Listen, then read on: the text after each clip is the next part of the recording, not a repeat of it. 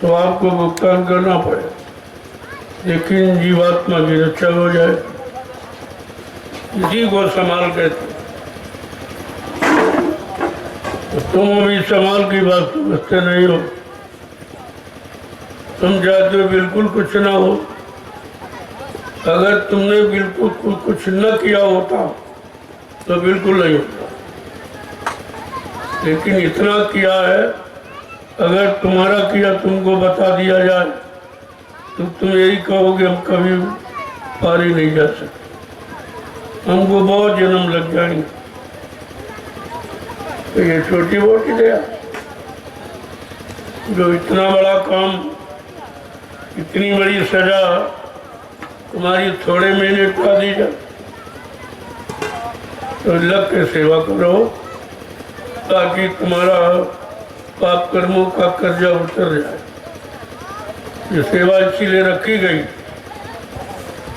नहीं सेवा करा के भी कोई उतरा नहीं सकता। रुपए पैसे धन दौलत सामान देकर भी कोई नहीं उतरा सकता। और तुम्हारा ये मिट्टी से ही काम बन रहा, जिसको दुनिया को लोग समझ ही नहीं पाएंगे, वो देखते रह जाएंगे, तुम्हारा काम बन जाएगा। जितनी देर करो लगन के साथ। ये मत देखो कोई करता कि नहीं करता, वो नहीं करेगा तो उसको कुछ नहीं मिलेगा, लेकिन तुम तो अपना करो। तुमको इसका फल लेना है तो तुम्हें करना चाहिए। जिनको अगर कई बार अभी आना जन्म लेना उनकी समझ में नहीं आए, वही इधर उधर बैठ के समय निकाल रहे हैं, लेकिन बाद में पछताना पड़ेगा। जब कठिन मुसीबत आएगी तब सोचेंगे अरे इससे तो बड़ा सरल था, अगर वो कर लेते तो थोड़े में उद्धार हो जाता, तो बाद में समझ में आ जाए। अभी आपकी समझ में नहीं आ रहा ये सब क्यों कराया, इसलिए आए हो तो सेवा। घर गृहस्थी बर्बाद, बाल बच्चों को छोड़ के आए हो तो सेवा करो, समय खराब मत करो। और नहीं करना तो घर जाओ, अपने घर के काम करो। ना तुम घर के रहे हो, न आगे तो फायदा क्या, ना हर बजे न घर सुख पाए, और बेटा ब्याह गई दुई माते प्यारे को नहीं। हमारा तो कुछ भी नहीं हो रहा, घर में भी काम नहीं किया, यहाँ बक्के आए, यहाँ भी बैठे तो फिर फायदा क्या। जाने का कोई मतलब नहीं है। ऐसे तो आने जाने से बहुत लोग आ रहे हैं जा रहे हैं, लेकिन यहाँ लाभ सेवा करके मिलेगा, ऐसे ही मुफ्त में लाभ नहीं दिया जाता।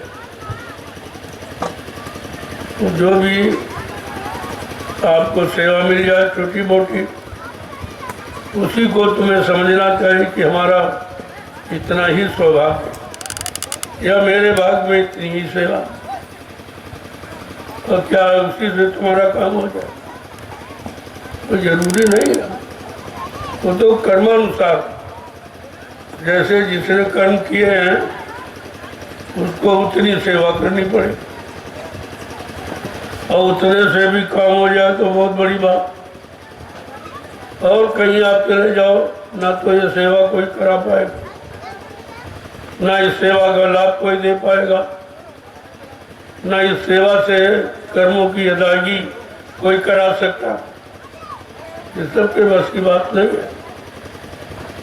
तो आए हो तो समय खराब हो, जितनी देर बैठे हो उतनी देर एक दो डलिया मिट्टी डालो तो तुम्हारी एक दो माला हो जाए। वैसे तुम्हारा मन माला में लगता नहीं, लेकिन ये जो माला का क्रम जो बदल दिया गया ये बहुत सरल, और ये भी नहीं कर सकते फिर कुछ नहीं। ऐसे जीव हमें हैरान, ऐसे जीव हमेशा हैरान परेशान रहते हैं और हजारों जन्मों तक इन नरकों में जन्मते मरते रहते, उनका काम कभी नहीं होता। तो यहाँ आए हो तो बैठो मत, कुछ न कुछ करो, और नहीं कुछ कर सकते हो तो बैठ के भजन करो। जो रास्ता आपको मिल गया कुछ ना कुछ करो, बेकार मत। सेवा करो, नहीं सेवा में तो भजन करो।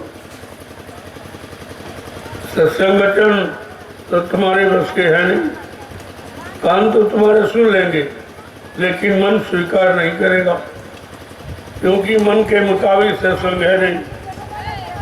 सत्संग जो जीवात्मा के लिए हो रहा और तुम्हारा मन इच्छाओं में, ख्वाहिशों में, तमन्नाओं में भटका हुआ, तो तुम्हारी समझ में सत्संग कैसे आए? इसीलिए जो मनमुखी हैं, मन के अनुसार चलने वाले, मन का आदेश मानने वाले, उनकी समझ में सत्संग बिल्कुल नहीं आए। सुनते हुए भी वो समझ कुछ नहीं पाएंगे। जब समझ नहीं पाएंगे तो कर नहीं पाएंगे, कर नहीं पाएंगे तो उसका लाभ नहीं प्राप्त कर पाएंगे। इसलिए जीवों के लिए ये सरल करके रखा गया, इससे सरल कुछ नहीं। जब तक बैठे हो तब तक डलिया मिट्टी डालो, तो 10 माला तो कम से कम हो जाएगी। वैसे कहा जाए 10 माला आप नहीं कर सकते, तुम्हारा मन ही नहीं लगेगा, कहीं सो जाओगे, कहीं मन भाग जाएगा, माला नहीं करने देगा। लेकिन ये माला जो आपको बताई जा रही, कराई, तो बहुत सरल है, सभी लोग कर सकते। इस माला में ना नींद आएगी, ना मन इधर उधर जाएगा, दोनों काम आपके बन जाएंगे। इस मन को कंट्रोल, नियंत्रण करने के लिए लोगों ने कितने यत्न किए। कोई जंगल में चला गया, तपस्या करने लगा, कोई गुफाओं में बैठ गया, छिप गया, कोई बोना नहीं कर रहा, कोई कपड़े नहीं पहना, ये सब कुछ आपने किया, लेकिन मन कंट्रोल में नहीं। तो कम से कम ये सोचो, ये कितना सरल है, ये मिट्टी नहीं है, ये तुम अपने मन को कंट्रोल, नियंत्रण कर, ये कितना बड़ा काम आपका हो रहा। क्योंकि बड़े बड़े ऋषि मुनि हार गए, इस मन को कंट्रोल, नियंत्रण में नहीं कर पाए, और उनको भी मन ने गिरा दिया, वो भी बिगड़। तो मन को ठीक करने की आदत बनाओ, मन को बिगाड़ने की आदत मत बनाओ, ठीक करने। और मन ठीक इससे होगा नहीं। जो तुमने आज तक पूजा है, पाठ है, तीर्थ है, व्रत है, हवन है, जब कभी गंगा स्नान किया, क्या इससे किसी का मन ठीक हुआ?